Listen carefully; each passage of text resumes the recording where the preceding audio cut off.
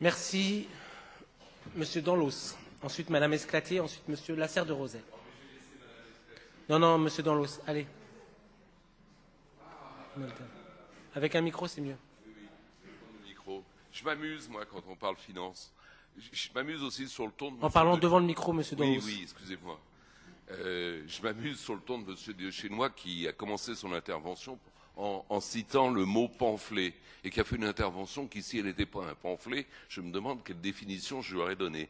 Pour moi, ce n'était qu'un pamphlet et ce qui est grave, et c'est pour la première fois que vous faites ça, Monsieur Deschênois, c'est un pamphlet truffé de contre-vérités. Voilà, j'ai le regret de vous le dire. Ce que vous a dit Monsieur le maire politiquement est tout à fait exact. Au début du mandat, vous étiez dans une opposition, je dirais, intelligente, constructive. Vous essayez de faire la part des choses. Vous disiez quelquefois que c'était bien, quelquefois que c'était mal, quelquefois que c'était moyen. Et je trouve que c'est le rôle d'un opposant et je vous en félicite pour cette période. Aujourd'hui, on a l'impression que vous faites de la surenchère pour exister, qu'il faut mettre la barre encore plus haut pour exister. Bon, ça c'est peut-être un problème à une certaine opposition, mais c'est dommage pour les Anierois. Parce que vous avez dit quelques contre-vérités assez extraordinaires. Je ne veux pas faire de la polémique pour la polémique, j'aime pas ça. Mais si on avait entendu le président de la République ce soir, je pense que pour expliquer certaines décisions qu'il a été contraint de prendre, il a bien fait état de la crise dans le monde, du contexte économique et social international. Et vous nous dites, nous, c'est la seule chose qu'on sait faire, on fait payer. C'est pas de notre faute, vous niez le contexte national et international. C'est énorme, toute personne au pouvoir, et quelle que soit sa couleur, on le voit dans le monde entier, que ce soit les collectivités nationales, et le maire a tout à fait raison, le déficit public, il atteint un record parce qu'il y a crise. C'est évident, les déficits des collectivités montent, le déficit partout monte. Donc nier ça, c'est vraiment ce que je dirais, nier l'évidence. Quant aux recettes à l'emporte-pièce, sur le million d'embauches des fonctionnaires avec lequel vous construisez une crèche, ça fait pas cher la crèche, il va pas y avoir beaucoup de berceaux. Et puis, je vais vous dire quelque chose. Moi, je suis ravi qu'on ait renouvelé totalement l'équipe des DGA, parce que ça me semble être le gage d'une meilleure gestion de bien des domaines par rapport à l'ancienne équipe. Et là, je vais être obligé de parler de la dette. Alors je vais en parler d'une manière plus originale que d'habitude. J'ai décidé de ne pas faire du Serge Danlos. Je me suis amusé à aller sur un site d'un journal très gauchiste, extrêmement dangereux, il s'appelle Le Figaro. Et puis, j'ai édité quelques interventions, vous savez ce qu'on appelle, quand on demande aux internautes de donner leur opinion. Eh bien, j'ai trouvé que c'était intéressant d'en citer 4. Le premier, il me fait rire, il a pris la photo d'Einstein. Alors ce soir, on a Einstein. Il dit, ils avaient un pistolet sur la tente, ils se sont vus tout beaux, avec encore plus de pognon à dilapider, et pan, le retour de bâton. Le second, il dit, quand il y a des dettes, on réfléchit à plus de 2 fois quand on sollicite des emprunts. Il y a donc un cas de double incompétence et d'irresponsabilité. Le troisième, il dit, un emprunt toxique à taux variable, taux bas pendant votre mandat d'élu, et puis après, je passe le bébé. Le quatrième, il dit, si ces prêts n'étaient pas souscrits par des incompétents, ne connaissant rien à la finance et jouant aux apprentis sorciers, le contribuable n'aurait pas à éponger une fois de plus ces dettes ridicules, contractées sans doute sans la moindre analyse des risques. C'est pas Serge Danlos qui dit, je suis prêt à vous donner mon texte. Je vais terminer par un dernier. J'ai changé de blog parce que celui-là, je l'ai trouvé excellente. Une collectivité, je mets Asnières, il ne met pas Asnières. Contrairement à une toute petite commune, a les moyens et le devoir de recruter des gens compétents dans les services sans copinage politique.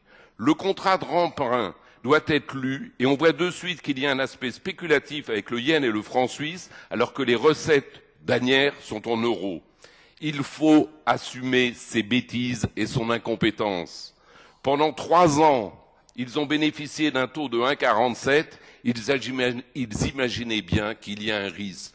Donc ce que dit La majorité aujourd'hui est largement partagée par l'ensemble des Français qui condamnent ces techniques. Moi, je vous ai tendu la main une fois, très sincèrement. Je vous ai dit, vous avez fait des erreurs. Vous n'aviez peut-être pas la capacité, ou n'aviez peut-être pas les gens. Et là, je tire mon chapeau sur le nouveau recrutement qu'on a fait dans cette mairie, parce que je pense que les gens ont la compétence pour justement et gérer la dette et négocier de nouveaux emprunts. Donc je me félicite, si ça a un coût, vous savez, moi j'aime mieux payer des bons que des moins bons. Vous, oui, je pense qu'il y avait des gens qui n'étaient pas à la hauteur de leur tâche, je le pense très sincèrement, et je le dis, vous qui aimez le sport, il me semble que vous savez qu'au Racing, on est prêt à payer cher pour avoir un bon joueur. Eh bien, dans une mairie, je ne trouve pas choquant qu'on recrute des gens de qualité, et je dirais, et je connais bien ce qu'a dit Chantal Bitton-Cohen, peu m'importe la ville dont ils viennent. Un joueur du Racing, monsieur de Chesnois, il peut venir d'une ville de gauche, d'une ville de droite, d'Australie, de Nouvelle-Zélande. Ce qu'on lui demande, c'est d'être bon. Eh bien, je pense qu'un maire, ce qu'il demande à ses DGA, ce qu'il demande à son équipe, comme il demande à ses élus, c'est d'être bon. Je voudrais dire aussi quelque chose. Dans la suite de ce qu'a dit Xavier Colson, tu me déçois, Xavier. Tu redis la même chose que la dernière fois. Tu redis exactement la même ânerie. Tu nous dis, vous auriez dû renégocier. Et tu cites un chiffre que je trouve extraordinaire. Tu as dit, vous auriez dû, grosso modo, ton raisonnement, c'est de dire, vous auriez dû dépenser 35 à 40 millions puisque le coût de la dette a augmenté. Mais alors moi j'ai une question très simple, Xavier. Où tu les trouves? Où les trouve-t-on? Où y a-t-il 40 millions à Asnières disponibles ce soir, sachant que c'est vrai, ça a augmenté. Pourquoi? Parce que les conditions sont difficiles et qu'on est dans un marché monstrueusement difficile. Je regrette que tu n'aies pas lu la page 23-65 sur les présentations où tu vois les taux qui ont été proposés. 8,28 par la Générale, 7,85, 8,05, 9,05, 9,50, 9,65. Je les invente pas, ils sont là. Comment peut-on accepter de payer 9,65% sur 170 millions? Ce n'est pas pensable. Ce n'est pas pensable, cette dette.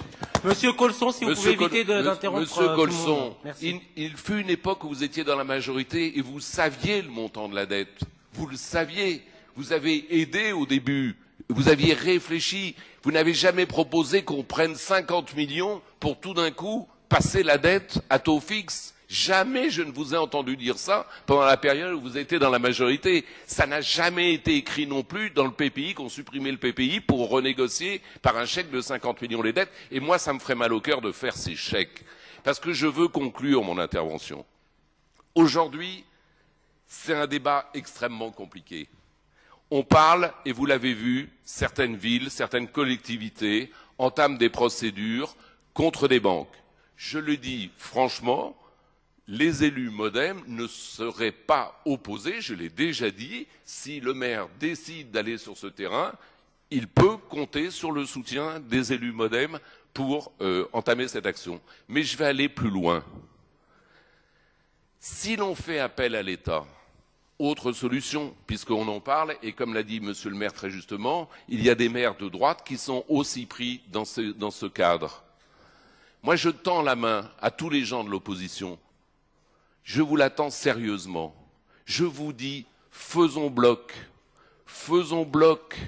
parce que on aura beaucoup plus de poids si on veut obtenir quelque chose de l'État en la matière. Je suis prêt à vous retendre la main pour la deuxième fois et que vous disiez, bon, on s'est trompé, on n'a pas fait une bonne analyse, etc. Moi, je fais partie de ceux qui sont pour le pardon dans la reconnaissance de l'erreur. Mais, ben si, vous êtes... Eh bien, Monsieur Colson, si vous pouvez qu'on ne pourra pas, Xavier, on ne pourra pas obtenir de l'État, on ne pourra pas obtenir si on n'a pas un minimum de comportement démocratique, car l'État aura beau jeu de nous opposer, mais regardez, il y a toute une partie des élus qui disent que c'est du pipeau, que la dette est très saine, etc.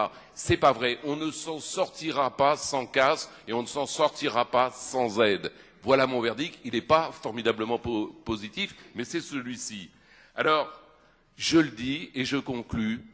Moi, je trouve que ça honorerait tous les élus de cette ville d'Asnières de se regrouper et de se dire, eh ben voilà, les uns, on a fait, allez, les gens parlaient d'incompétence, de ceci, de cela. Je reprendrai les mêmes thèmes de mes chers blogueurs. Et puis, on regarderait en face comment on peut négocier cette dette parce qu'elle va peser sur les Asniérois pour des années et des années, parce que nous n'avons pas la possibilité ni de la renégocier, ni de faire un chèque de 50 millions. Je n'ai pas 50 millions. Et ce n'est pas les subventions que tu nous as obtenues qui nous auraient permis de faire le chèque de 50 millions. Alors, je terminerai. Je suis assez d'accord sur le discours de Chantal Bitton-Cohen qui dit mais je ne comprends pas que les Asniérois aient changé d'équipe si le bilan était tellement favorable.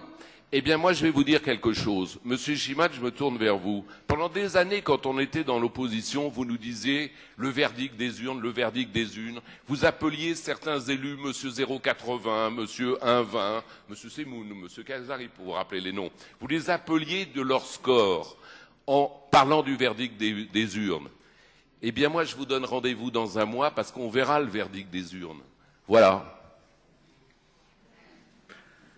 Juste un petit mot, une petite nuance avec Monsieur Donlos, enfin une petite précision, mais comme c'est son anniversaire aujourd'hui, encore pendant une petite heure, on va lui pardonner les choses.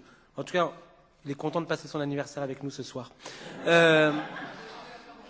Mais Monsieur Colson, vous vous énervez pas, vous calmez-vous. Il y a plein d'autres intervenants qui ne sont pas encore intervenus sur le DOP.